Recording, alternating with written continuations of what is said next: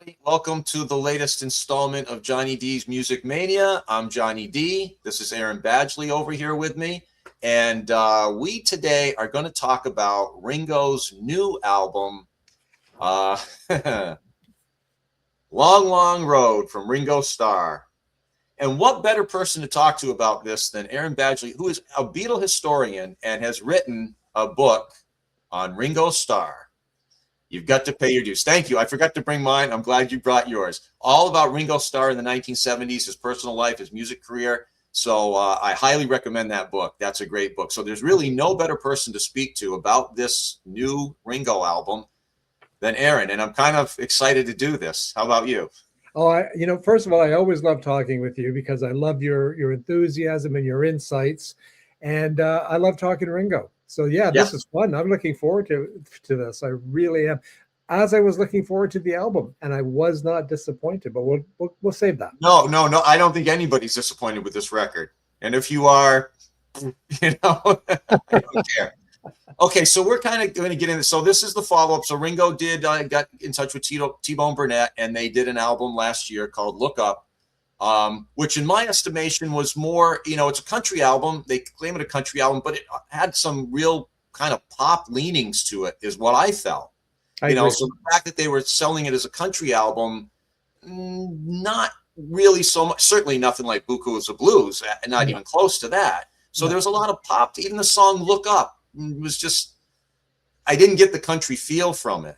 This particular album here, though, I don't like using these terms to define things like that, and I'm not a big fan of roots and Americana, that sort of terminology. But if you had to lump this album anywhere, this would be like a roots Americana sort of record. I agree. Way more than Look Up. So here we have it. We'll take one more look at it. We love looking at Ringo with his old shirt there. It goes back. The old shirt. Can you believe it? I love the fact that shirt's almost as old as me. Yeah, me too. Me too. Okay, so this album kicks off with a song called Returning Without Tears. Now, I'll give my quick thought on this, is that it's a fine song. It's not, I'm not in love with the tune. And my only issue with it is it's not really an album opener for me. It's not, you want to be invited in, when you start an album. And maybe Aaron, for people younger than us, it's not a big deal because they're on playlists and they're streaming stuff, and you've got a CD, which it's all one length of things. But we grew up with albums and the sequencing of them and the opening tracks and what's on side one and what's on side two and what the closing track is. This was important stuff. This was well thought out. And Ringo was the master of it. I mean, you can look at I'm the Greatest, or even opening of Goodnight Vienna, and my personal favorite, Rotogravure with a dose of rock and roll. Just kicks off the album. And it sets it up, right? Dose of rock and roll. It's like, because it's a party, you open up, you got pictures of all these musicians and everything, and you open this thing up and it's like, we're having a big party, and it feels like it, and so it's not really a warm invitation into this album, that opening track. That's my only issue with it.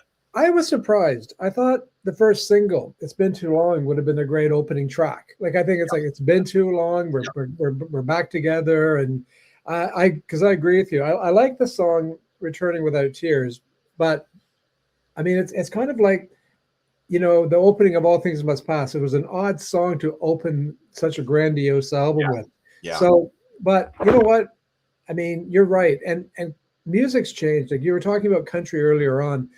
Country music's changed so much since he did Buku's a Blues, and I think that it's a different genre now. I mean, you and I grew up with Johnny Cash and Waylon and Willie and Merle and all the gang, Tammy Wynette and Loretta Lynn and all of it. Yes, Dolly Parton.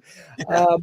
But I like Joe Henry. Joe Henry's a great writer, and it was good that he co-wrote that with T-Bone Burnett. I mean, I agree with you. It's not the opening track. It would have been better closing side one, in my opinion. Yes. And you know what? What's funny is if you could see my notes that I jotted down, and I didn't jot down a lot. I've listened to this a bunch of times, so I have it in my head, and I don't usually do anything by a script, but I just jotted down a couple little things, and next to It's Been Too Long, in parentheses, I wrote opener. Yeah, We're on the same exact page. well, we're always like that, Johnny. Yeah, we It's kind of totally are. spooky. It's really scary, but it's been too long. It's totally the opener to this record. That's an invitation to I come agree. in, and I it's agree. uplifting, and it's that. And it's the perfect bookend to Long Long Road.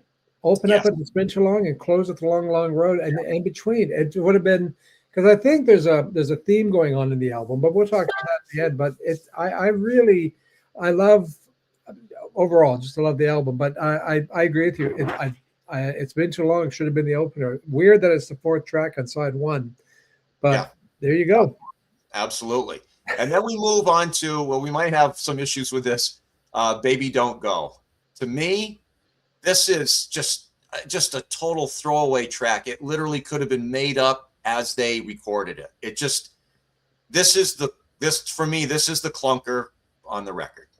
Yeah, and it's weird because Billy Strings is on it, who's a really talented new artist, and he's doing harmony vocal with Ringo, and I'm gonna say it's a lost opportunity. Yeah, sure. And again, it's that whole, you talked about sequencing, right? And I don't know if it should have been the second track on the album, because it kind of, you want to build the momentum. Sorry, not the momentum. And the next track should have been the second track, because that song just killed me the first time I heard it. I loved it so much. Yeah. No, I think we're totally on the same page here, because an album should build like that. There's a specific song that should start the album, and there's always that number two song. So Baby Don't Go is a song that's buried on side two. That's where it is. It's like track three, side two. Yeah, exactly. It's the middle of side two. That's where, if you got to have it on the album at all, that's where you put it. But then that leads us into, and this one just flows right off the tongue, doesn't it? I love it. I don't see me in your eyes anymore. This is a standout track on this record, and this, without question, is the second song, because after you've been invited in, now this thing's rolling, and now you want to listen to the rest of this record. I agree. This and it's a great cover. I mean, I knew it by Charlie Rich more than Carl Perkins. Carl Perkins, yeah. But and Ringo takes it and makes it his own. I think it's a tailor-made Ringo Starr song, and I agree with you. It's been too long. I don't see me in your eyes anymore, and then go with Returning Without Tears. That should have been the order of side one, in my opinion. But yeah, and you know what? But what makes this album special, and I think we'll talk about this at the end after we go through all the tracks. What makes this album special is this really is a unique Ringo album. We know his entire catalog going back to 1962, right? And this is a unique record. This really stands out different than all the others, because he did Think It Over, right? Is that the word? Yeah, I'm getting right. Yeah. And he actually did Don't Be Cruel too. I think that was around Way to the World time. He did Don't Be Cruel. Yeah. And so he's revisiting those older rock and roll rockabilly songs, but this one sells it completely. It's not like you're doing an updated version, or those other tunes, like you're trying to replicate that feel of the 50s, right? This one nails it completely. I felt the same way when he did Rock Around the Clock. Like, I thought, but this one, he's all in. Yeah. And he makes it a Ringo song, and it works. It's one of the strongest tracks on the album. I mean, I find I love the track. I love it. Yeah. I'm playing it on my show often. So yeah, I think it's great. Yeah. And then we move on to It's Been Too Long, which is an excellent song too. This is an excellent track. And this is, we just talked about it. I mean, you've got really talented people here. You got T-Bone Burnett, handling this whole project. Yeah.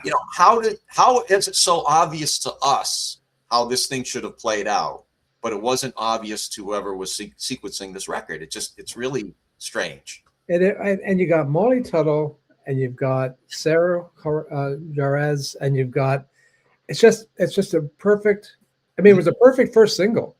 Perfect first single. Yeah. I love this song. Yeah. And Ringo's drumming on it is top of the line. There's nothing bad about the song. Yeah. That's my daughter messaging us. I'm sorry. That's okay. The Hot Submarine's ready. I can't turn the things off. So, hey, everyone at home, just pretend that's someone dinging you. Yeah. but it's a great track. And again, wouldn't it have been nice to? But that's the one thing I like about CDs is that you can actually program it the way you want. Yeah. And you can make your own too, in the order that you want. Yeah. Done. And then so I guess on the vinyl, this would be the next song would close out side one. It does. Yeah. Okay. Side one. Yeah. So why is the next song? And this is another standout on this album for me. I love this track. I mean, there's like 4 songs. There's I Don't See Me in Your Eyes Anymore. Certainly, we'll get to Long, Long Road. But Why is one of the top songs on this record for sure. It's perfect, and it's a nice closure of side one. I think it really closes the album off, or side one off well.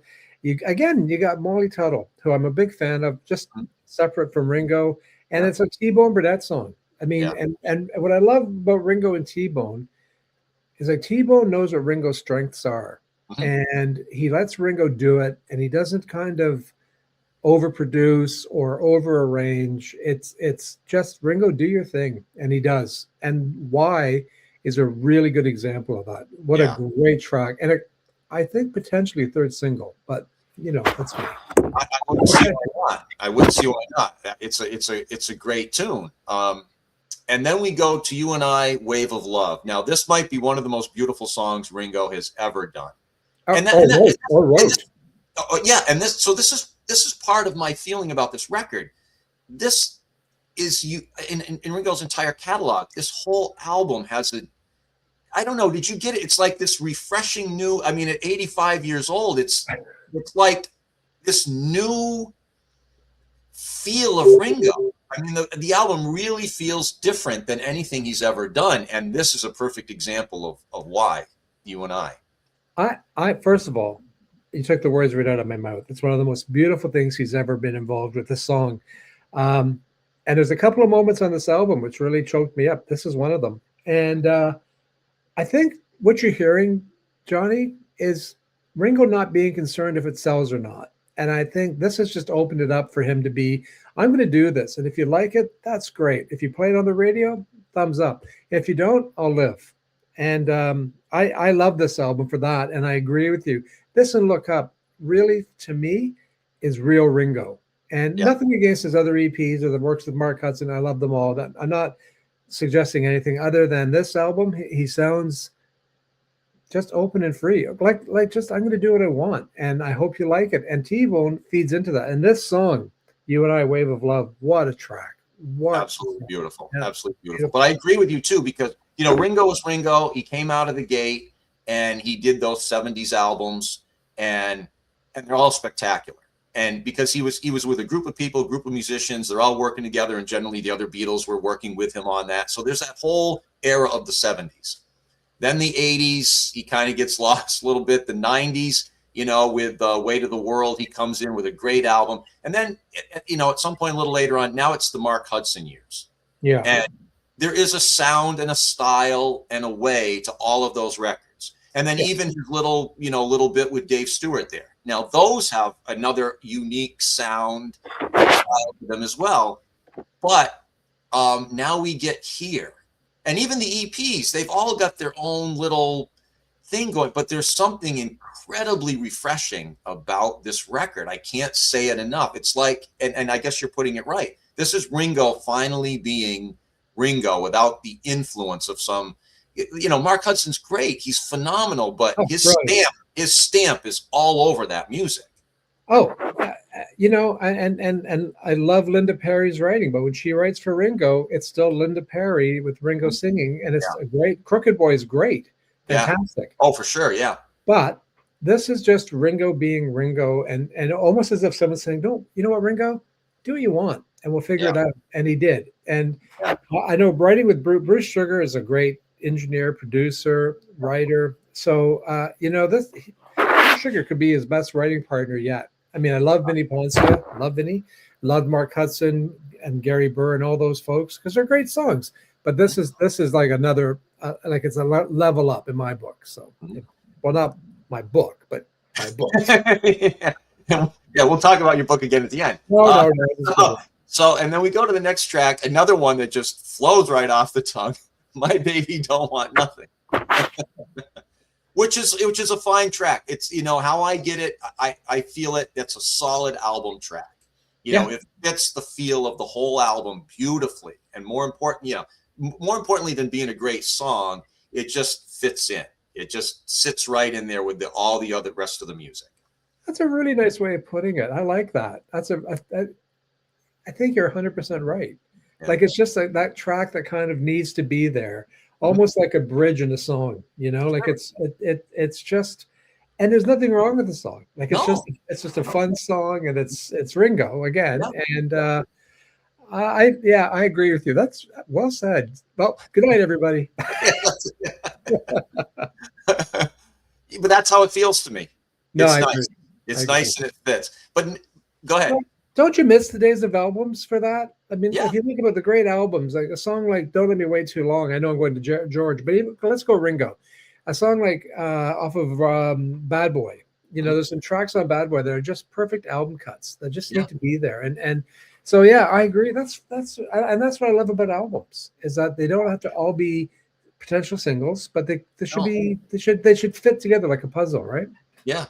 There's only one band that every track on every album could potentially be a single, and we know who they were. I mean, but there's nobody else like them. Now we go to track 8, and you're gonna have to help me with this one. So he redoes "Choose Love." Now, I got a couple issues with this.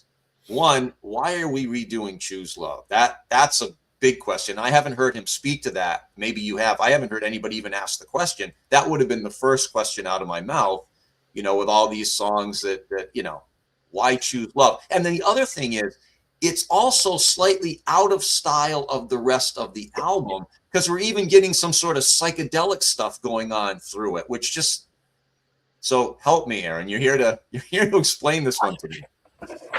I can't. No, I think Ringo's done this before. Like, he revisited Wings. Yeah. He revisited even the one where he tap dances on Step Lightly. He redid Step Lightly. Yeah.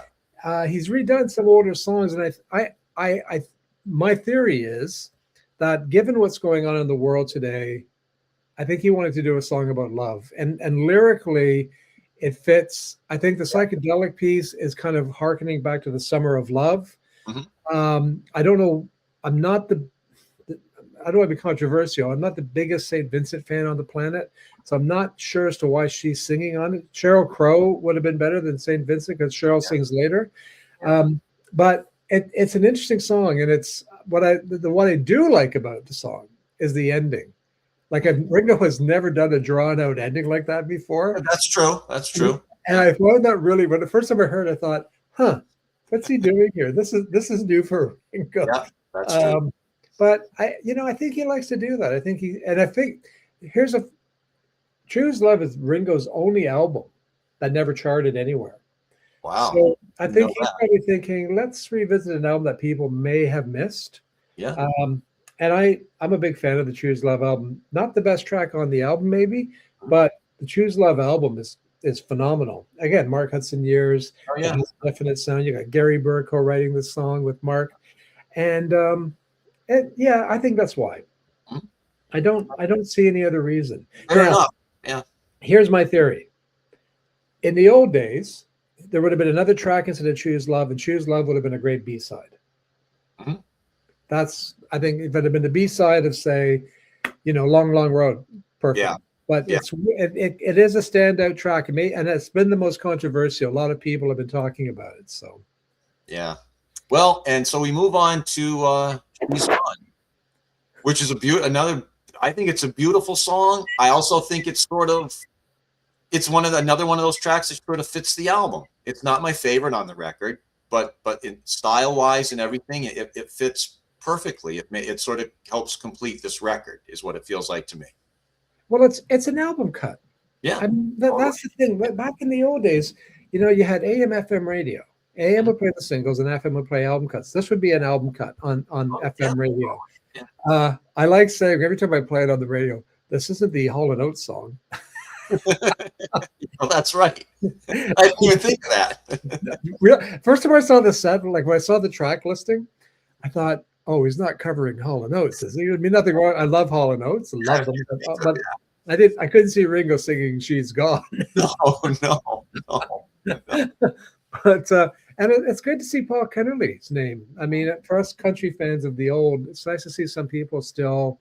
Yeah. I don't know when the song was written, but and again, Molly Tuttle. I mean, I've seen Ringo and Molly talking together, and they obviously are fans of each other, and it comes across on the record, in my opinion. So it's a great track, and I agree with you. It's an album cut, and it's great.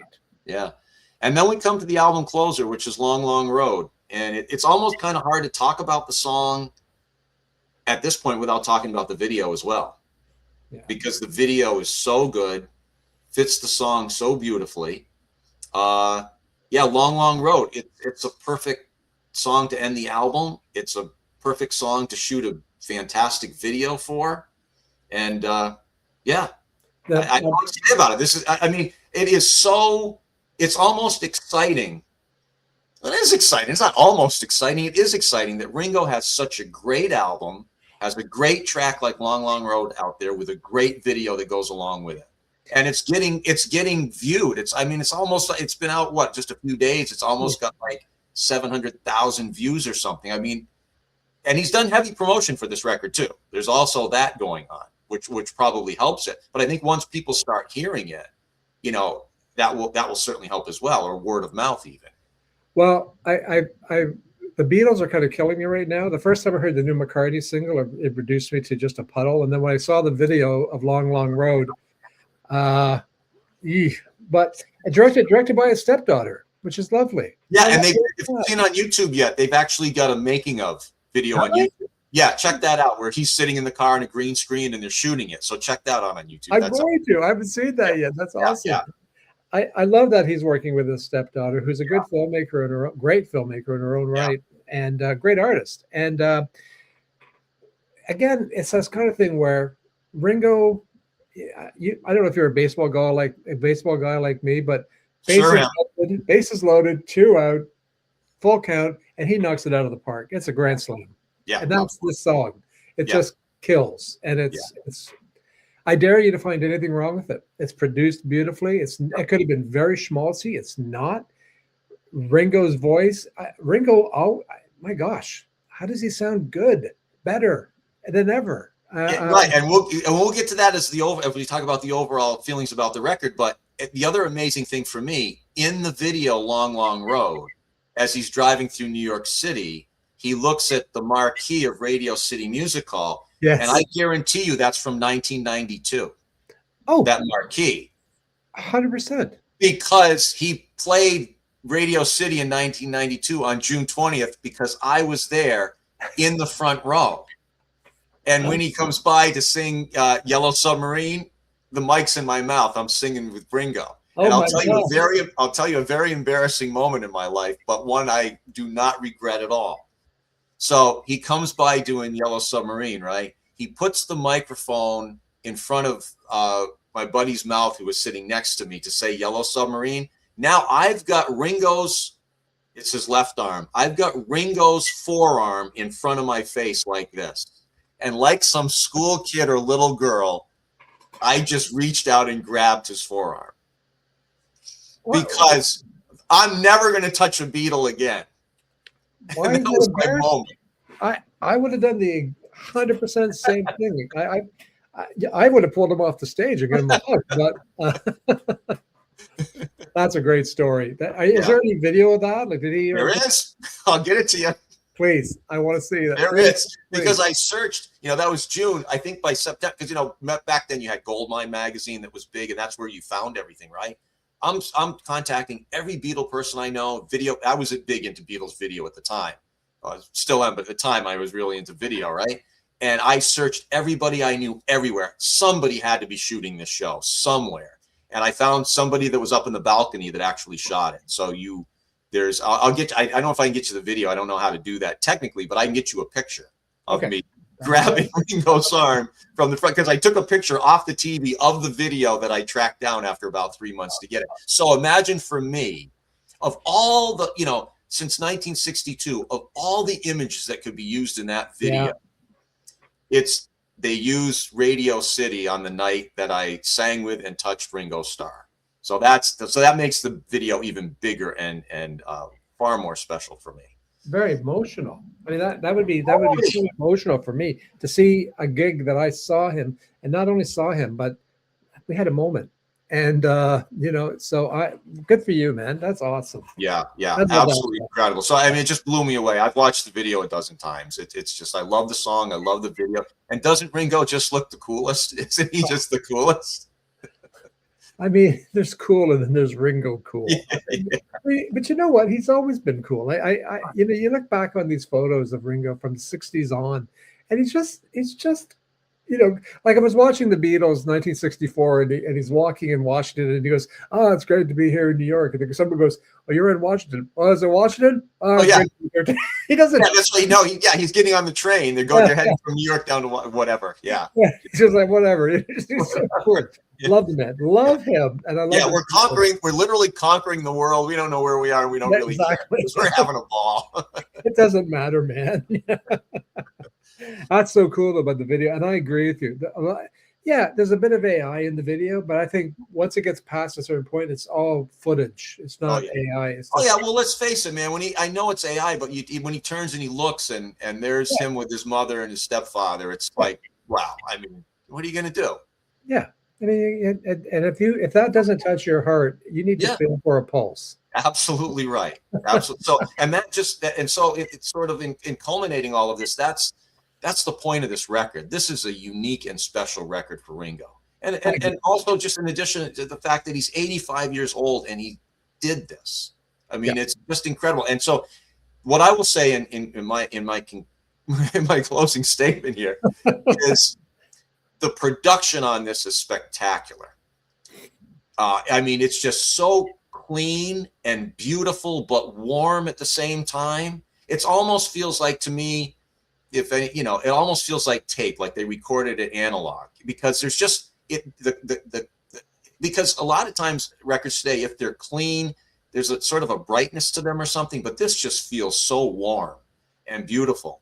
And I've listened with headphones a couple of times, and to speak to Ringo's voice, even as he trails off a note, I mean, it's pristine. It really is. And from, at least to my ear, there's no gimmicky thing going on here. This is Ringo's voice, and to hear his voice in those headphones, and there's a couple of songs, and I don't remember which ones right now, where his voice is actually beautiful. I mean, there's moments in the songs where it's absolutely beautiful. I agree with you. I think my thoughts are here are my thoughts. It's an album that people our age can identify with, can appreciate, and can fall in love with. But then I'm talking to my 27-year-old daughter who's in Dublin, and they're playing it nonstop on Irish radio. And a bunch of young people are digging it. And they're saying this is like a really incredible album because it's a great mixture of all sorts of genres. It's not just a country album. I mean, it's like a good recipe. The basis is country, but then it kind of just goes like this, right? I love the fact that Paul and Ringo are both continually exploring. Now, Ringo, I don't think there's been a year where there's not been a new Ringo record. Like he just, like last year was Look Up, the year before. He's continually recording, continually not reinventing himself, but continually just wanting to create art, and he does. And this is an art. This album is art. Like it's the sleeve, everything. It's just I can't say enough good things about it. No, I'm going to give a spoiler alert. I gave it 10 out of 10 in Spill Magazine because it's a perfect album. I can't think of anything that I would, other than the song order. Other than that, I can't think of anything I would change. I love it. You know what, Johnny? So I buy an album, I listen to it maybe a couple of times, and then move on to another album. I was listening to this album for the 5th or 6th time, and my wife said, "Did you just get another version of the album?" I said, No, I'm just loving this album. I just want to listen to it all the time, and I do. It's just I have it on the turntable. I haven't got the CD yet, but I've been listening to the album nonstop. And nice purple vinyl too, by the way. That matches. Oh, cool! Nice. Have you not Nice. seen it? Would you like to see it? It's cool. It's like I've seen pictures. I've not seen it close yeah, up here though. it's a nice little purple. It looks Yeah, black. very nice. There we go. Purple. That's purple. Yeah. Matches his shirt. That's great. Matches the shirt. And listen, you name me one other artist that's going to go on the front cover of an album with a shirt that's almost 60. Well, it is 60 years old. It's almost 60 years old. Yeah. I mean, Yeah. who's going to do that? Can you? He's proud of it too. Yeah, and he should be. He should be. Yeah, I agree. You know, and that's the funny thing. The sickly little kid, right? Yeah, At 85 years old, he's going strong and looks great. he does look great, doesn't he? He really does. Yeah. So Yeah. This is, you know, because I think, Aaron, you're probably like a lot of us and like me, you know, the Beatles solo catalog is the Beatles catalog. It's all one piece of work, from Love Me Do in 1962 to this album by Ringo. It's all one giant piece of work that the four of them have done. agreed. And it stands up there with anything they've ever done. You know, part of it is because of his age and because of our age and because it's happening now and what the album represents. That's part of it too. So there's that, aside from just how great the music is. But overall, this is a spectacular experience. This is a gift that Ringo gave us. He really did. So two things come to my mind. One is he could have very easily slept through the album. He could have gotten someone produced some backing tracks, could have done just some classic country songs, gone into the studio in 3 days and did his vocals, fixed them up in post and put it out. He didn't. He did not. Second of all, I mean, for me, things are so wacky right now in the world. It's just a crazy time. So when Ringo puts out this album, there's a comfort to it. It's almost like we need this album. We need to have a reminder that we're all human and that it's love and it's peace and it's, you know, and Ringo does that. So he does it very gently. He does it without lecturing. He does it just, hey guys, let's peace, remember peace, right? Like I agree with you. It is a gift. And it's a very emotional album to talk about, and I love it. You're getting me there right now just by what you're saying. Yes, no question about it. That's what this record is. Yeah, and and obviously it has to do with the state of the world and has to do with the state of our ages. You know, put it all together, and you go, wow. Yeah, and it is a big wow, big wow, big wow. So. Yes. Yeah, so there's our talk on Long Road. We can give it big thumbs up, and we can highly recommend this thing, you know, to anybody and even if you're just on the fence about it, just go get it, or just go to YouTube and listen to it or something. All the songs are there. I mean, this is a record to be appreciated and listened to, and I'm glad Ringo's having success with it. And obviously, he's put the work in to do it. He's everywhere. He's talking to everybody, and he's doing everything to promote this record, which I'm very happy to see. Well, if you look at the British charts. The midweek chart. So in England, they do the weekly chart, but they do a midweek chart. It was already charting higher than Look Up. And Look Up was #1 on the UK country charts for 6 weeks straight. Wow. This is going into the charts at #1 on the country, but it's also going into the top 20 of regular top 100. So the British and the Irish are just eating this thing up. And I understand why. I really do. I think it's just so good. I don't know how it's going to do in the States and Canada, but folks, trust us. Have we lied to you before? No, I'm not lying to you. Go get this record. Yeah, go get the CD. I just went. Is there a cassette? There should be a cassette too. Ringo's done that before, even recently. Yeah. Well, listen, Aaron. Before we go, so Aaron's an author. If everybody knows, he's part of Monkey. Wow, he's part of the Monkey family here too. Oh, I love the Monkeys. You know, part of the Music Mania family here, and he's an author and he's a Beatle historian, and he has written 2 books on the Beatles. He has written Ringo Starr's "You Got to Pay Your Dues" about Ringo in the 1970s. There it is, highly recommended. And he's also written George Harrison's a book about George Harrison's Dark Horse record label starting in the 70s, which is another great read. So I recommend those. And I assume, Aaron, people can get those wherever they get their books. Yep. Amazon, Indigo, wherever you are, they're still both available. And hey, I hope you enjoy them. Hope you like them if you buy them. And I'm working on a third one, so that should be out hopefully next year or maybe even later this year, depending on, Fantastic. so. And And we'll I talk know it's a subject near and dear to your heart too. It's a band called Klaatu. So absolutely. This will be good. We'll dig deep into this mysterious band. All right, Aaron, thank you. This was a lot of fun. Listen, thank you, Johnny. I love talking to you. So thank you yeah, for having well, we're me. going to do it a lot. We're going to do it a lot. And listen, we're a new channel here, so please share this if you like this. Please consider subscribing. We need all the help we can get. We need all the friends we can get here. So we appreciate that. And we will see you next time on Johnny D's Music Mania.